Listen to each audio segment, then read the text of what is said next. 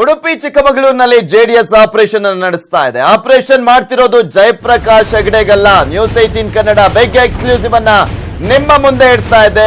ಯಾರು ಹೋಗ್ತಾ ಇದ್ದಾರೆ ಹಾಗಾದ್ರೆ ಜೆಡಿಎಸ್ಗೆ ಅನ್ನುವ ಪ್ರಶ್ನೆ ಕೂಡ ನಿಮ್ಮಲ್ಲಿ ಮೂಡ್ತಿರ್ಬೋದು. ಆಪರೇಷನ್ ಮಾಡ್ತಿರೋದು ಜಯಪ್ರಕಾಶ್ ಹೆಗಡೆ ಅವರಿಗಲ್ಲ. ನ್ಯೂಸ್ 18 ಕನ್ನಡ ಬಿಗ್ ಎಕ್ಸ್ಕ್ಲೂಸಿವ್ ಆದಂತಹ ಸ್ಟೋರಿ ಇದು. ಆಲ್ರೆಡಿ ಎಲ್ಲಾ ರೀತಿಯಾದಂತಹ ವೇದಿಕೆ ಸಿದ್ಧಗೊಂಡಿದೆ. ಅವರನ್ನ ಜೆಡಿಎಸ್ಗೆ ಕರೆದುಕೊಂಡು ಬರುವ ನಿಟ್ಟಿನಲ್ಲಿ ಯಾರು ಹಾಗಾದ್ರೆ ಆ ಒಬ್ಬ ನಾಯಕ ಅನ್ನುವ ಪ್ರಶ್ನೆ ಕೂಡ ನಿಮ್ಮಲ್ಲಿ ಎದ್ದಿರಬಹುದು. ಯಾಕೆಂದ್ರೆ ಉಡುಪಿ ಚಿಕ್ಕಮಗಳೂರು ಕ್ಷೇತ್ರಕ್ಕೆ ಈಗ ಆಲ್ರೆಡಿ ಒಬ್ಬ ಅಭ್ಯರ್ಥಿಯನ್ನ ಹುಡುಕಲಾಗ್ತಾ ಇದೆ. ಜೆಡಿಎಸ್ಗೆ ಬರಲ್ಲ ಅಂದ್ರಂತೆ ಜಯಪ್ರಕಾಶ್ ಹೆಗಡೆ ಅವರು. ಸೊ ಹೀಗಾಗಿ ಹೆಗಡೆ ಆಗಲ್ಲ ಅಂದಿದ್ದಕ್ಕೆ ಜೆಡಿಎಸ್ ಹೊಸ ಆಪರೇಷನ್ ಅನ್ನ ಮಾಡ್ತಾ ಇದೆ. ಜೆಡಿಎಸ್ ಮಾಡ್ತಿರೋದು ಆಪರೇಷನ್ ಹಸ್ತವನ್ನ ತಮ್ಮದೇ ಮೈತ್ರಿ ಪಕ್ಷದ ನಾಯಕನನ್ನ ಸೆಳೆಯೋದಕ್ಕೆ ಮುಂದಾಗಿದೆ.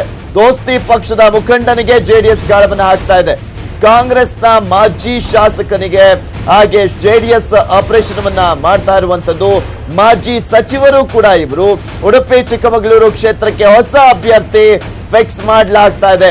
ಮಾಜಿ ಸಚಿವರಾಗಿರುವಂತಹ ಪ್ರಮೋದ್ ಮಧ್ವರಾಜ್ಗೆ ಗಾಳವನ್ನ ಹಾಕಿದೆ ಜೆಡಿಎಸ್. ಅವರನ್ನ ಜೆಡಿಎಸ್ ನಿಂದ ಕಣಕ್ಕೆ ಇಳಿಸುವ ನಿಟ್ಟಿನಲ್ಲಿ ಎಲ್ಲಾ ರೀತಿಯಾದಂತಹ ವೇದಿಕೆಯನ್ನ ಸಿದ್ಧಗೊಳಿಸಿದೆ ಜೆಡಿಎಸ್. ಯಾಕೆಂದ್ರೆ ಜಯಪ್ರಕಾಶ್ ಹೆಗಡೆ ಅವರು ನಾನ್ ಬರೋದಿಲ್ಲ ಜೆಡಿಎಸ್ಗೆ ಅಂತ ಹೇಳಿರುವಂತಹ ಹಿನ್ನೆಲೆಯಲ್ಲಿ ಈಗ ಹೊಸ ಅಭ್ಯರ್ಥಿಯನ್ನ ಕಣಕ್ಕೆ ಇಳಿಸೋದಕ್ಕೆ ಮುಂದಾಗಿರುವಂತದ್ದು ಜೆಡಿಎಸ್ ನಿಂದ. ಆ ಹೊಸ ಅಭ್ಯರ್ಥಿ ಕಾಂಗ್ರೆಸ್ನ ನಾಯಕ, ಕಾಂಗ್ರೆಸ್ನ ನಾಯಕರಾಗಿರುವಂತಹ ಮಾಜಿ ಶಾಸಕ ಹಾಗೆ ಮಾಜಿ ಸಚಿವರು ಕೂಡ ಜೆಡಿಎಸ್ ಸೇರ್ತಾರ ಹಾಗಾದ್ರೆ ಪ್ರಮೋದ್ ಮಧ್ವರಾಜ್ ಅವರು ಅನ್ನುವ ಪ್ರಶ್ನೆ ಕೂಡ ಇದೆ. ಇಂದು ಸಂಜೆ ಜೆಡಿಎಸ್ ಸೇರ್ತಾರ ಪ್ರಮೋದ್ ಮಧ್ವರಾಜ್ ಅವರು ಅನ್ನುವ ಪ್ರಶ್ನೆಗೆ ಉತ್ತರ ಸಿಗಲಿದೆ. ಪ್ರಮೋದ್ ಸೇರ್ಪಡೆಗೆ ಒಪ್ಪಿಗೆಯನ್ನ ಕೊಟ್ಟಿದ್ದಾರಂತೆ CM H D Kumaraswamy. JDS ನಿಂದ ಕಣಕ್ಕಿಳಿಯಲಿದ್ದಾರೆ ಪ್ರಮೋದ್ ಮಧ್ವರಾಜ್ ಅಂತ ಕೂಡ ಹೇಳಲಾಗ್ತಾ ಇದೆ. ಮೈತ್ರಿಯೊಳಗೆ ಆಪರೇಷನ್ಗೆ ಕಾಂಗ್ರೆಸ್ ರಿಯಾಕ್ಷನ್ ಆದ್ರೂ ಏನು ಹಾಗಾದ್ರೆ?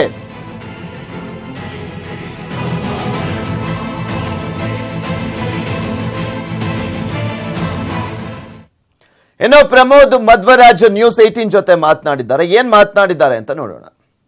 ಇನ್ನು ಯಾವುದು ಅಂತಿಮ ಆಗಿಲ್ಲ. ದೇವೇಗೌಡರು ಕುಮಾರಸ್ವಾಮಿ ಅವರು ನನಗೆ ಕರೆಸಿ ಮಾತಾಡಿದ್ದಾರೆ.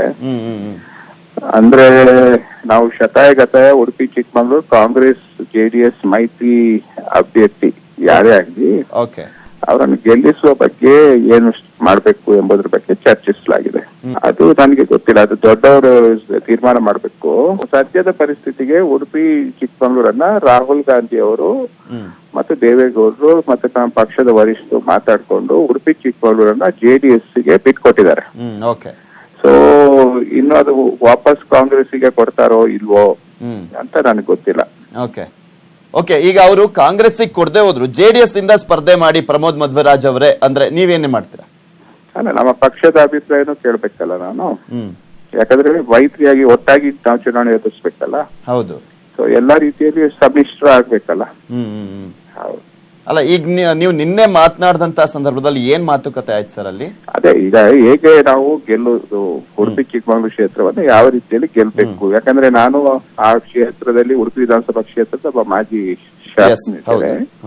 ಸೊ ಉಡುಪಿ ಜಿಲ್ಲೆಯಲ್ಲಿ ಏನಾಗ್ಬೇಕು, ಚಿಕ್ಕಮಗಳೂರು ಜಿಲ್ಲೆಯಲ್ಲಿ ಹೇಗ್ ಮಾಡ್ಬೇಕು ಅಂತ ಚರ್ಚೆ. ಸರ್, ಇವತ್ತು ಸಂಜೆನೆ ಜೆಡಿಎಸ್ ಸೇರ್ತೀರಾ ಅಂತ ಹೇಳ್ತಾ ಇದಾರೆ, ಹೌದಾ?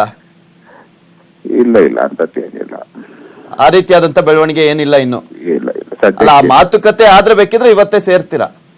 ಸದ್ಯಕ್ಕಿಲ್ಲ. ಓಕೆ, ಅದು ಎಲ್ಲ ಆಗ್ಬೇಕಲ್ಲ, ಕಾನ್ಸೆನ್ಸಸ್ ಬರ್ಬೇಕಲ್ಲ.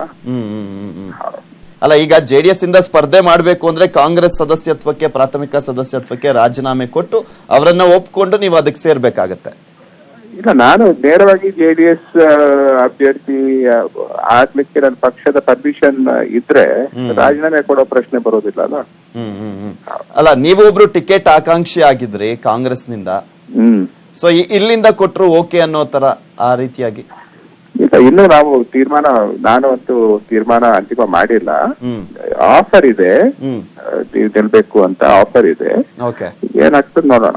ಸರ್, ನಿನ್ನೆ ಮಾತಾಡಿದಿರಲ್ಲ ಸರ್ ದೇವೇಗೌಡರು ಹಾಗೆ ಕುಮಾರಸ್ವಾಮಿ ಅವ್ರ ಜೊತೆ ನೀವು, ಅಂದ್ರೆ ಈ ರೀತಿಯಾದಂತ ಆಫರ್ ಕೊಟ್ಟಿದ್ದಾರೆ ಅಂತ. ಇದನ್ನ ಯಾರಿಗಾದ್ರೂ ಕಾಂಗ್ರೆಸ್ ನಾಯಕರಿಗೆ ಹೇಳಿದ್ರ ಈ ರೀತಿಯಾಗಿ ಆಫರ್ ಬಂದಿದೆ, ಏನ್ ಮಾಡೋದು ಅಂತ?